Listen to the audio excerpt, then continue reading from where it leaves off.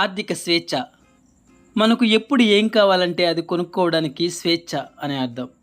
అంటే ఎక్కువ డబ్బు ఉండడం కాదు, ఆర్థిక భవిష్యత్తుపై నియంత్రణ కలిగి ఉండడం.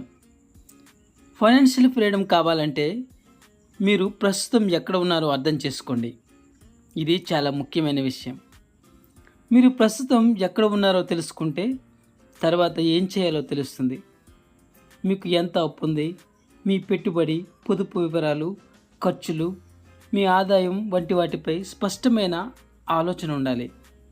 ఒక్క మాటలో చెప్పాలంటే మీరు వీటన్నిటిపైన ఖచ్చితమైన ఆర్థిక నివేదికను తయారు చేసుకోవాలి. మీ లక్ష్యాలను స్పష్టంగా ఒక చోట రాయండి.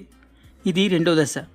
మీకు ఎంత డబ్బు కావాలి అంటే మీ అప్పు తీర్చేయడానికి, కొత్త వ్యాపారం ప్రారంభించడానికి, పెట్టుబడి ప్లాన్ చేసుకోవడానికి. డబ్బు అనేది మీ ఆర్థిక లక్ష్యాలు సాధించడానికి ఒక సాధనం. మీకు లక్ష్యాలు లేకపోతే డబ్బుని ఎలా ఉపయోగించుకోవాలో తెలియకుండా పోతుంది. కాబట్టి రాబోయే సంవత్సరాల్లో సాధించాలనుకున్న ఏవైనా 5 లక్ష్యాలను రాసి పెట్టుకోండి. మీ ఖర్చులను ట్రాక్ చేసుకోండి. ఇది ఫైనాన్షియల్ ఫ్రీడమ్లో 3వ దశ. నోట్బుక్ లేదా ఎక్సెల్ షీట్, ఫోన్లో లేదా అనేక మార్గాల్లో మీ ఖర్చులను ట్రాక్ చేసుకోవచ్చు.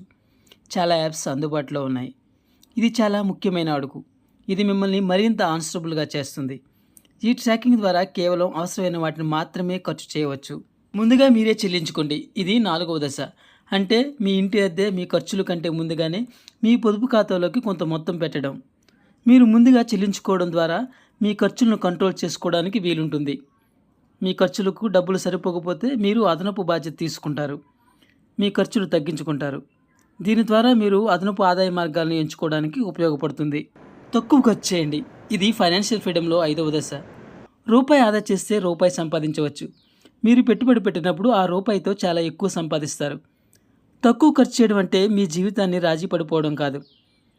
ఆర్థిక స్వేచ్ఛ అంటే సృజనాత్మక మార్గంలో చేయగలిగే స్మార్ట్ ఎక్స్పెండిచర్.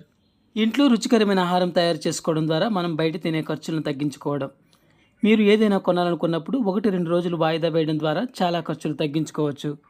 రుణాలను చెల్లించండి. ఇది ఫైనాన్షియల్ ఫ్రీడమ్లో 6వ దశ.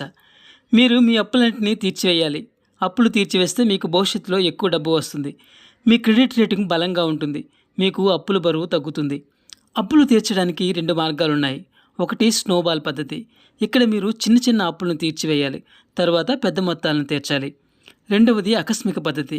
దీనిలో మొదట ఎక్కువ రేటు ఉన్న అప్పులను చెల్లించడము, తర్వాత తక్కువ వడ్డీ రేటు ఉన్న వాటిని చెల్లించాలి. మీ కెరియర్ని డెవలప్ చేసుకోవాలి. ఇది 7వ దశ.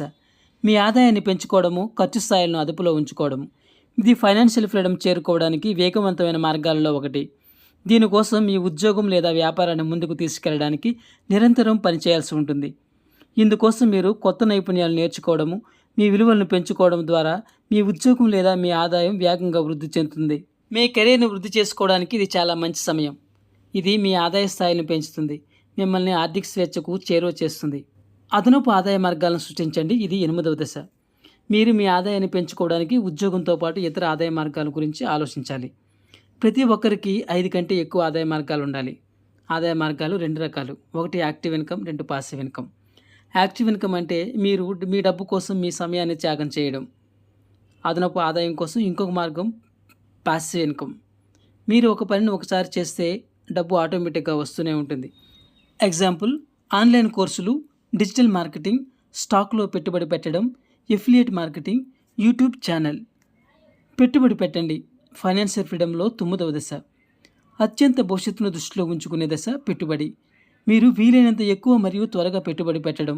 పెట్టుబడిలో కాంపౌండింగ్ ఎంతగానో ఉపయోగపడుతుంది.